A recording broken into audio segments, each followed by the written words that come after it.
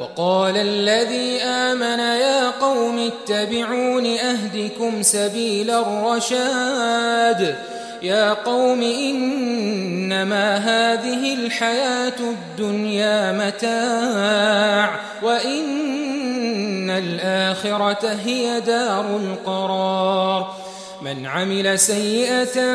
فلا يجزى إلا مثلها ومن عمل صالحا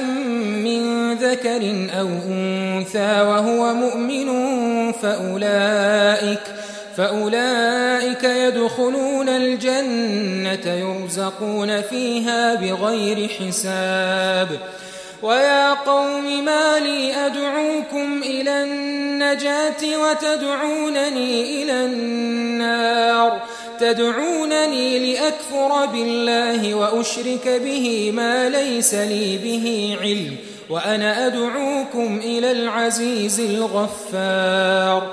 لا جرم أن ما تدعونني إليه ليس له دعوة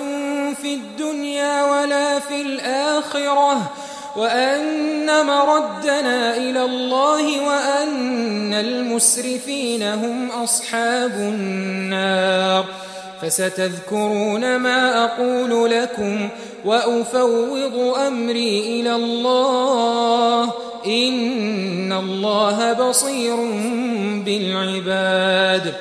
فوقاه الله سيئات ما مكروا وحاق بآل فرعون سوء العذاب النار يعرضون عليها غدوا وعشيا ويوم تقوم الساعة أدخلوا آل فرعون أشد العذاب وإذ يتحاجون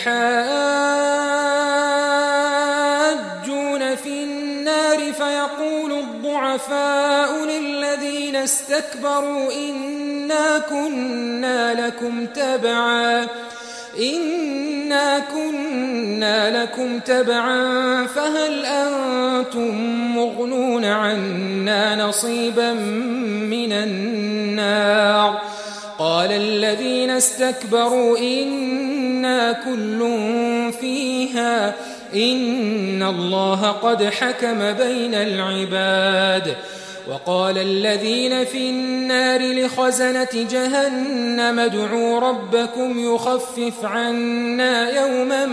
من العذاب قالوا أولم تك تأتيكم رسلكم بالبينات قالوا بلى قالوا فادعوا وما دعاء الكافرين إلا في ضلال